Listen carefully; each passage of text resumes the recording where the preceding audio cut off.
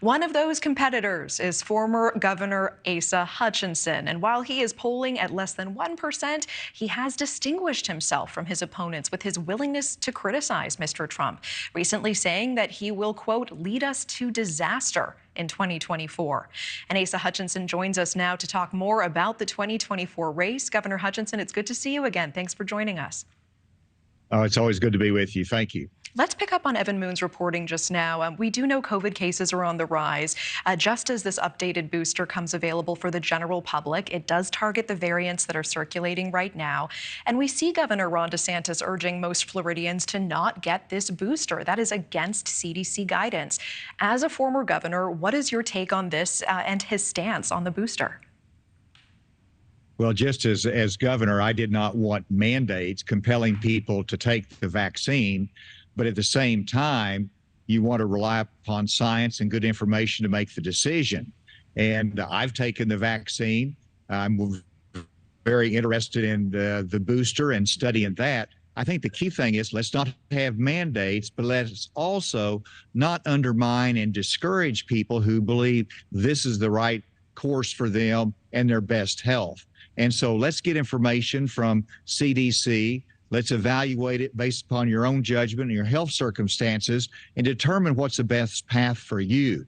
But let's not undermine the science. Let's not undermine people's confidence and let them make their own decision. Yeah, what do you make of Governor DeSantis undermining this in his own state?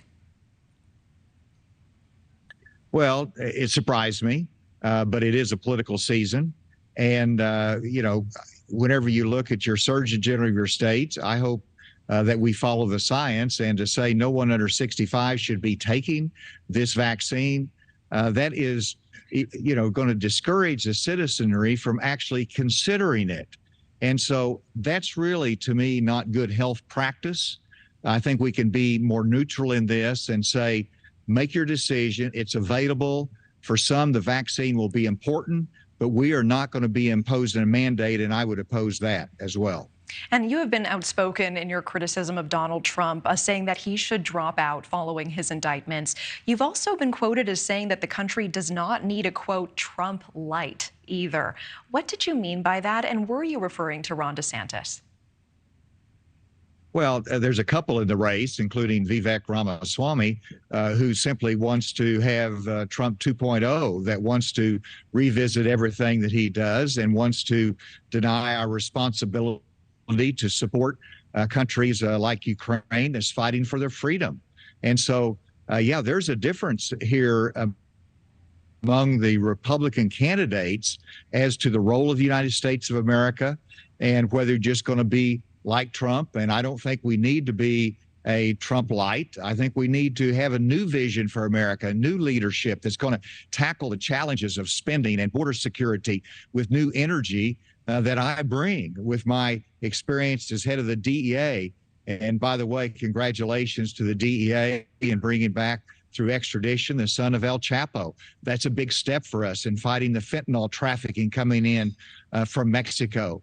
These are new leadership principles that's based upon new ideas, and we don't simply need to repeat the mistakes of the past. You know, this week, Trump said that he would not give himself a pardon if that becomes an option. Do you believe him? Well, no, I don't believe him. I think he'll do what's in his best interest, and that's the problem. We need a president who is fighting for the common good and not for their personal benefit or welfare or out of their own personal concerns. And so one thing I'm confident in Donald Trump, that he will act for his own personal benefit. And so based upon that, I don't think you can count on what he will do if he's in legal jeopardy and he got elected president. Thank you for watching. Go to newsnationnow.com to find NewsNation on your television provider. And don't forget to click the red subscribe button below to get more of NewsNation's fact-driven, unbiased coverage.